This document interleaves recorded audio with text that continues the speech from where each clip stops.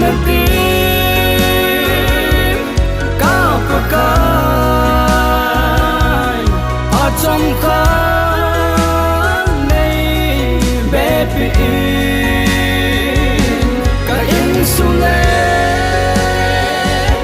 cả ven su in kỳ sim tu ta đi nghe này không ngày ta đi ở trong khăn opa này không ngày ta đi ở trong khăn opa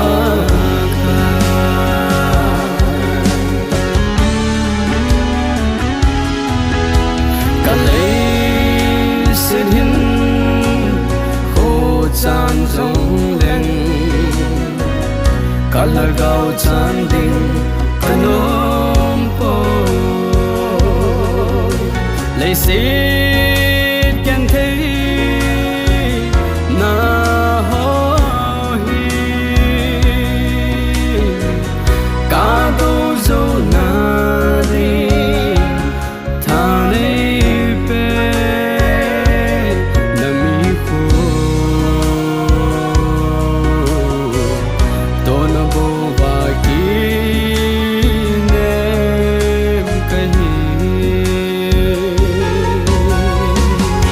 ngày luôn na tim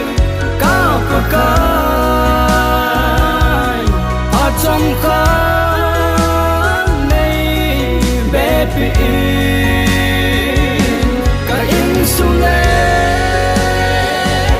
cả ven su in kỳ sim tu ta đi nghe này không ngày ta đi ở trong khăn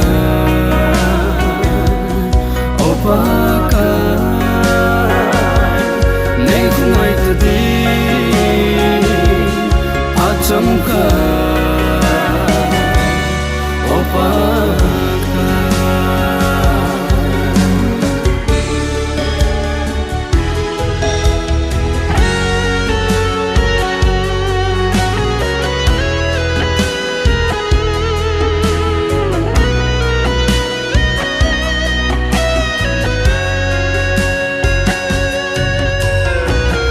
nằm ngay luôn na gì chọn si kinh em bầu cái hi cả lấy xin mi hẹn hi nan va ima